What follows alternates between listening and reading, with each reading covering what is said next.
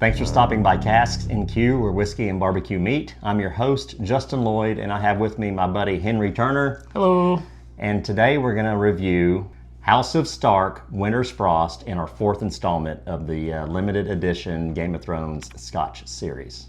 Now, Henry, I've been looking forward to this one because I happen to love the Dalwhinnie distillery. There's some really cool things about the Dalwhinnie distillery. One is that it is, Dalwhinnie itself is one of the 6 classic malts of Scotland. Cool. There's also the fact that they are, well, maybe the second highest in elevation in terms of distilleries. There's another one that might be just a little bit higher, but there's some debate there. Another thing I love about Dalwhinnie is that they're really unique. They're located in what would be the Speyside region, but it's actually called Highland Scotch. So they get their distillate. Well, the source of their whiskey is a spring-fed. I don't know if it's a creek or a river, but it's spring-fed, and it's just a quintessential Scotch, and I can't wait to review it. This one has a lot of interesting notes, and I think you'll enjoy this one. All right. So, but on the lore side, when we're talking about Game of Thrones, I know very little. I mean, I've watched the series. I think I mentioned that in the other episodes. But Henry, can you tell us about this one? I can. So, talking about House Stark, their famous motto or house motto is "Winter is coming," and the Starks are one of the oldest families in pretty much Westeros lore. Their family goes back almost 8,000 years. They are the rulers of the Kingdom of the North and also the Wardens of the North. So some of the most famous characters from the book that actually exist in the House Stark are going to be Brandon Stark, which is going to be Bran the Broken, who ended up being the king of the 7 kingdoms at the end of the series. But you also had Bran the Builder, who was the famous one who ended up building the wall that keeps out all the White Walkers, giants, night spiders, things that go bump at night in the north. And you also have Robb Stark, Eddard Stark, Jon Snow, who's also Targaryen and Stark, Sansa and Arya Stark. And my favorite Stark character is Robb Stark. I really like the rebellion that he led. And then also one of my favorite scenes is when all the noblemen of the North joined up and started calling him the King of the North. You got to go back and find that. I think that was season 3 when they did that. So they kind of gave him his due, his credit. Right? They did, and it was awesome, man. Like old, grizzly northern men are coming out of nowhere, battle worn and barely walk, like old beards, and like I pledge to Robb Stark, the King of the North. I remember that. That was great. Awesome. So great scene. I love that. Yeah. So, well, why don't we pour this and then nose it, taste it, talk about it.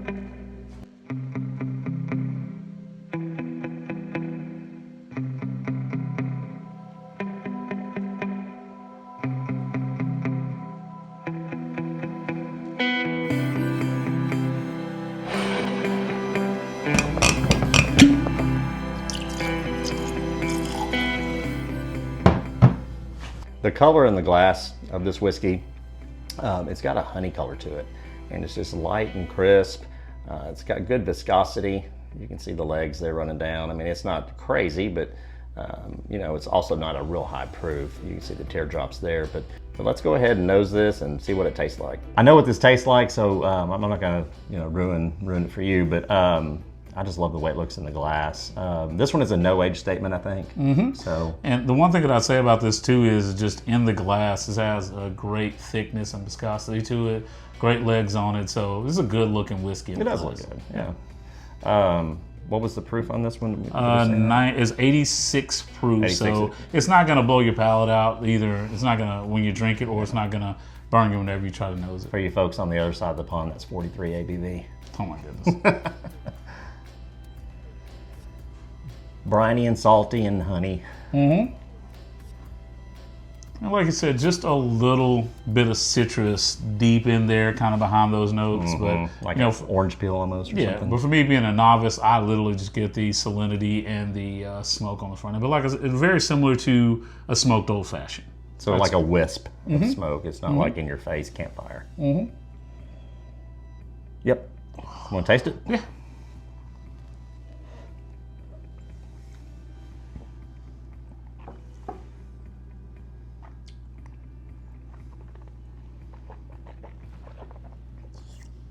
touch of honey up front. Then that nice oak comes in.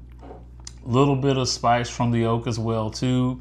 And on the very finish, it's gonna have that nice smoke to it. Like I said, it's very similar to smoked old fashioned, like you just kind of did it in a cocktail and put it on top of the glass. That's where it sticks out. Not very heavily peated or anything like that. Just a nice little dusting of smoke. The smoke to me, you know, if you drink Isla scotches, I mean, those are, you know, in your face, like Ardbeg and Lagavulin, Lafroig. Those are really smoky and have that iodine thing going on. And so it's funny to me when people drink scotch and they pick up smoke in a Highland Scotch, which is what this is. I mean, it's there. It's just so slight. But some people that are more not, and I'm not knocking. I'm just saying, when I was the same way. I used to think, oh man, it's a lot of smoke. And now, 15 years later, I'm like, I can barely taste it. This one's a great intro Scotch, in my opinion. Yeah. It's easy to drink. You know, years ago, I have a picture on my wall where my wife and I reviewed Dalwhinnie, and she didn't even mind it. So if you're a Scotch drinker, you're a dude out there, you're a Game of Thrones guy, you're those things, and your wife watches Game of Thrones, and you're kind of interested in maybe trying a Scotch, then give this one a shot. Yeah, and I'll talk a little bit about the availability. First thing is that we're living in a great time for Game of Thrones. House of Dragon just ended.